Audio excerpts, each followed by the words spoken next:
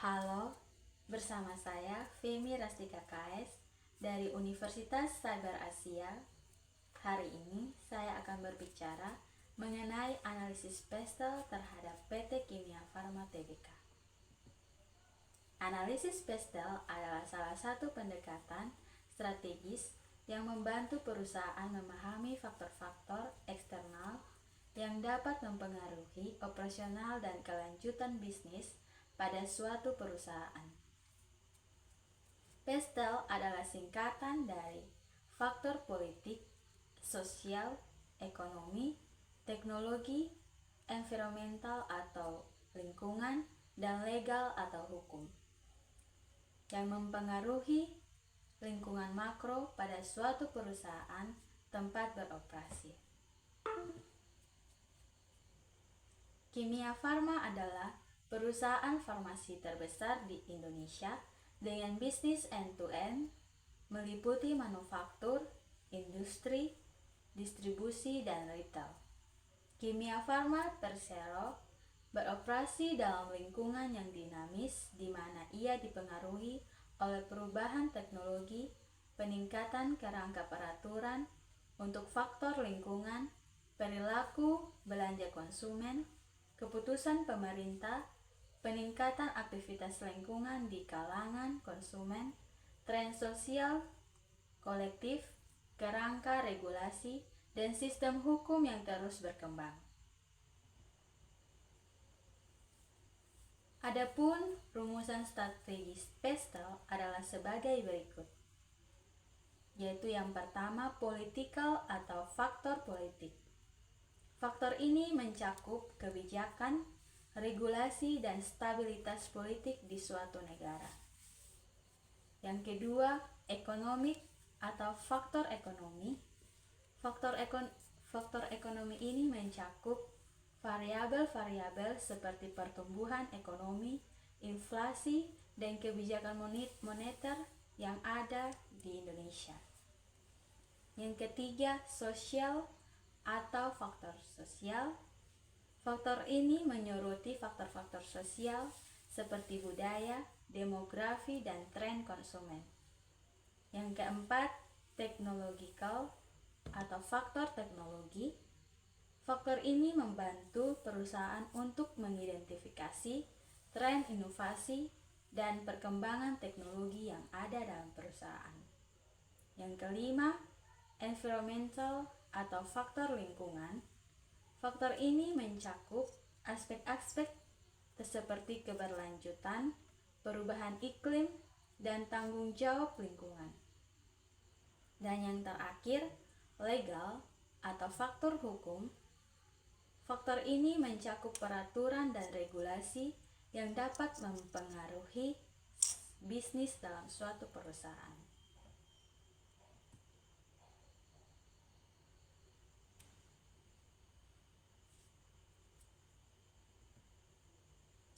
Analisis pestel terhadap PT Kimia Farma.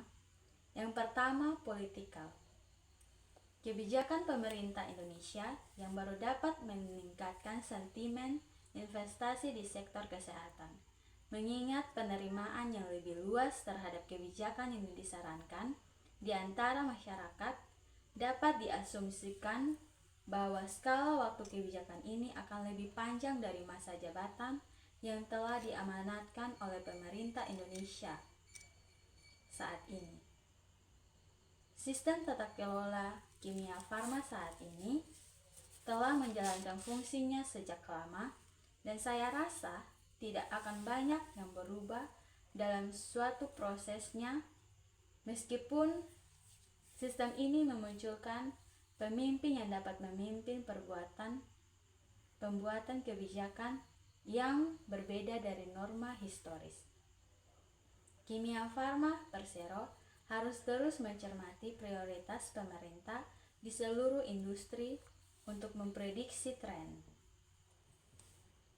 Stabilitas politik di pasar yang ada. Kimia Farma beroperasi di banyak negara, sehingga harus membuat kebijakan di setiap negara berdasarkan persyaratan khusus industri, bioteknologi, dan obat-obatannya, Mengingat meningkatnya populasi di seluruh dunia, saya yakin Indonesia dapat melihat tren serupa dan dapat menyebabkan ketidakstabilan yang lebih besar di pasar Indonesia. Pemangku kepentingan lain seperti organisasi non-pemerintah, kelompok protes dan penekan, gerakan aktivis memainkan peran penting dalam pembuatan kebijakan di Indonesia. Kimia Farma juga harus bekerja sama dengan erat dengan organisasi-organisasi ini sehingga dapat memberi kontribusi yang lebih baik bagi tujuan masyarakat umum maupun tujuan perusahaan. Yang kedua, ekonomik.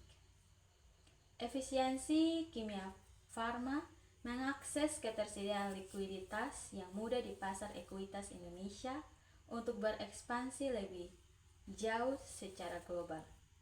Kesenjangan yang semakin besar dalam masyarakat akan berdampak negatif pada sentimen konsumen yang berdampak pada perilaku belanja konsumen.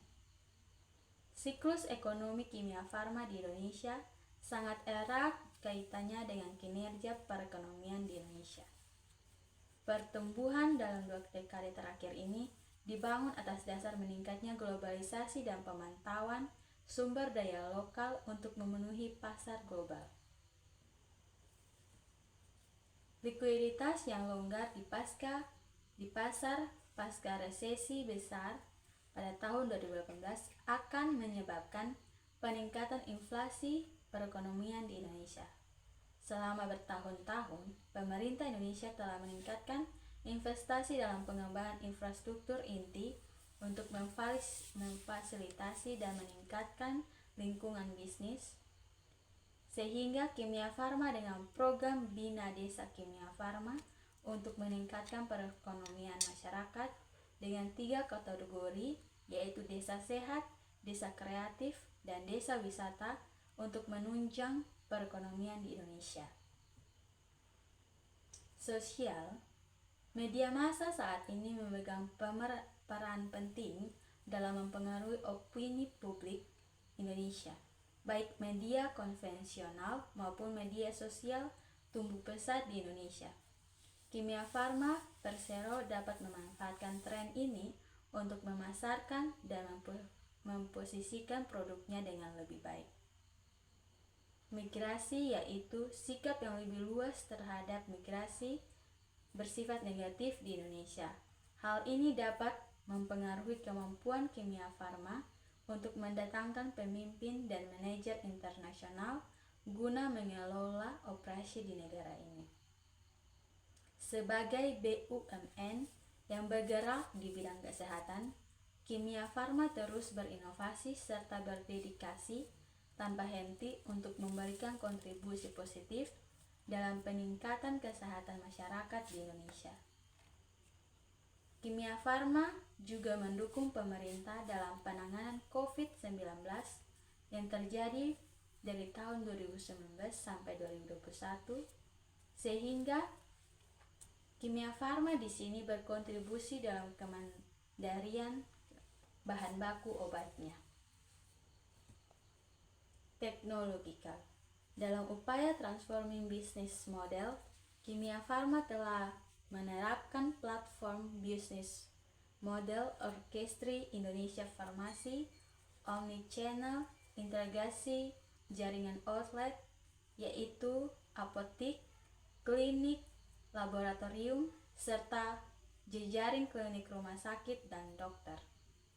Dalam bertransformasi proses operasi bisnis perusahaan, Kimia Farma menerapkan smart stock, big data analitik, dashboard, business intelligence, decision support system, knowledge management system, POS terhadap apotik, klinik, dan laboratoriumnya. Dalam upaya transforming customer experience, Kimia Farma menerapkan mobile app atau member app, customer loyalty, dokter afiliasi, home care, dan program rujuk balik. Teknologi teknologi ini diciptakan untuk membantu pelayanan terhadap konsumen menjadi lebih baik. Teknologi telah memperpendek siklus hidup produk dan memungkinkan pemasok untuk mengembangkan produk baru dengan cepat. Hal ini telah memberikan tekanan pada Departemen Pemasaran Kimia Farma untuk membuat pemasok senang dengan mempromosikan berbagai macam produk. Hal ini telah menambah biaya operasional Kimia Farma. Inovasi teknologi dengan cepat mengganggu rantai pasokan karena memberikan akses informasi yang lebih besar tidak hanya kepada mitra rantai pasokan tetapi juga kepada pelaku yang lebih luas dalam industri perawatan kesehatan. Industri berbasis teknologi terkini yang diterapkan oleh para pesaing kimia farma, hal ini dapat memberikan gambaran yang baik tentang apa yang dipikirkan para pesaing dan bagaimana masa depan model bisnis, bioteknologi, dan obat-obatan. Teknologi terbarukan juga merupakan bidang menarik lainnya bagi kimia farma. Perusahaan dapat memanfaatkan tren di sektor ini sehingga di Indonesia menyediakan subsidi dengan berintervasi di sektor terbarukan. Environmental. Pengawasan rutin oleh Badan Lingkungan Hidup juga menambah biaya operasional kimia farma Persero. Meningkatnya kesadaran pelanggan juga menempatkan faktor lingkungan sebagai pusat strategi kimia farma. Cuaca ekstrim juga menambah biaya operasional kimia farma karena harus berinvestasi untuk membuat rantai pasokannya lebih fleksibel. Daur ulang dengan cepat muncul sebagai norma ketimbang hal yang baik untuk dilakukan dalam perekonomian Indonesia, serta pengelolaan limbah terutama untuk unit-unit yang dekat dengan kota-kota besar. Penanganan perubahan iklim dengan program yang diusut oleh Kimia Farma adalah Kimia Farma untuk Indonesia dan Waste Management for Health. Legal. Hukum bisnis yang berlaku di Indonesia, apakah norma-norma ini sesuai dengan lembaga internasional seperti Organisasi Perdagangan Dunia, Uni Eropa, dan lain-lain. Perlindungan hukum terhadap kekayaan intelektual, paten, hak cipta, dan hak haki lainnya di Indonesia, sehingga bagaimana dampaknya terhadap hukum terhadap kimia farma jika perlindungan hukum tidak memadai. Undang-undang lingkungan dan panduannya, tingkat undang-undang lingkungan di Indonesia, dan apa yang diperlukan kimia farma untuk memenuhi undang-undang tersebut. Norma kesehatan dan keselamatan di Indonesia, dan apa yang perlu dilakukan kimia farma untuk memenuhi norma-norma tersebut dengan berapa biaya untuk memenuhi norma tersebut. Undang-undang perlindungan data. Selama dekade terakhir, perlindungan data telah muncul sebagai bagian penting tidak hanya dalam masalah privasi, tetapi juga hak kekayaan intelektual. Kimia farma harus mempertimbangkan apakah Indonesia memiliki mekanisme yang kuat untuk melindungi dari pelanggaran data atau tidak. Hukum ketenagakerjaan di Indonesia dan bagaimana hukum tersebut berdampak pada model bisnis, bioteknologi, dan obat-obatan kimia farma. Kesimpulan dan saran dari saya, pendekatan analisis pestel membantu perusahaan memahami faktor-faktor eksternal yang dapat mempengaruhi operasional dan kelanjutan bisnis perusahaan. Analisis pestel dilakukan untuk mengetahui faktor-faktor politik, sosial, ekonomi, teknologi, teknologi dan lingkungan dan hukum yang mempengaruhi lingkungan perusahaan. Sekian dari saya. Semoga bermanfaat dan terima kasih.